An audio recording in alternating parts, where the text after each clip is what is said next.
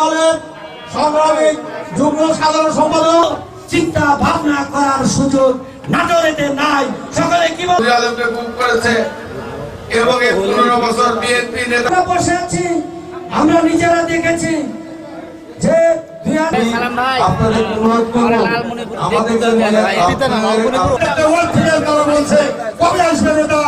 আপনি এই এখনের মাঝে উপস্থিত আছেন আমার শ্রদ্ধেয় চাচা সাবেক 3 নং ওয়ার্ড বিএনপি।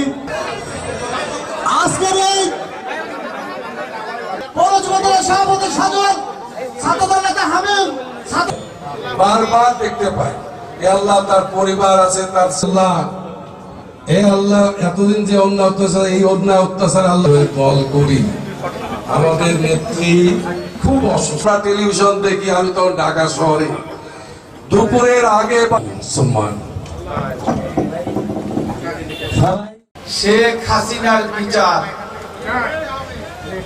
এই শেখ হাসিনা আওয়ামী লীগ যে আওয়ামী লীগ অত্যাচার করেছে এই 15 বছর, এই শেখ আওয়ামী লীগের যিনি প্রধান, যিনি আমাদের ইলিয়াসকে খুন করেছে, গুম করেছে, চৌধুরী আলমকে গুম করেছে এবং এই 15 বছর বিএনপি নেতা কর্মীকে হত্যা করেছে এবং এই 5 আগস্টের আগে যে সমস্ত ছাত্র ছাত্রীকে হত্যা করেছে তাদের বিচার এই বাংলাদেশের মাটিতে হবে